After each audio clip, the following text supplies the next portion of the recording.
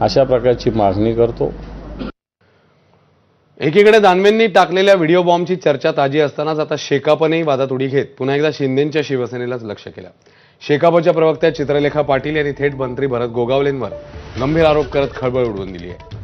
मात्र गोगावलेंनी सगळे आरोप फेटाळलेत आणि शेकापलाच खुलं आव्हान दिलंय।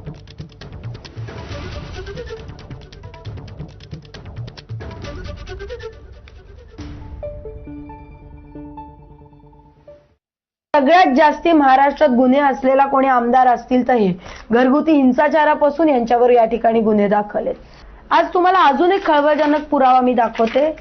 हे बघा, भरतशेठ गोगावले, कॅश बॉम्ब नंबर 2। हे चीटर आमदार आहेत। हे जनतेची कशी फसवणूक करतात हे टोटल कंटिन्यू सुनील तटकरे साहेब, अनिकेत तटकरे साहेब आपल्याला सांगतातच आहेत। माझी मुख्यमंत्र्यांना आणि महाराष्ट्र शासनाला विनंती आहे, कधी थांबणार? हे ते कमिशनचे कॅश नाही ना?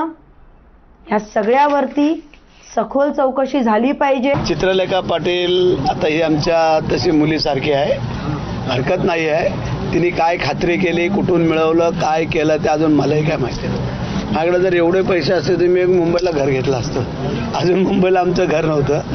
आत्ता मी जस्ट एका बँकेकडनं लोन घेऊन घेतलं आहे, परंतु गेली 16 वर्ष आता मी आमदार आहे। पण तुम्ही चौकशी करायची, पण हरकत नाही आहे। गेल्या 40 वर्षाच्या माझ्या राजकीय कारकिर्दीमध्ये आमच्याकडनं एकही चूक किंवा असं काही कधी घडलेलं नाही आहे।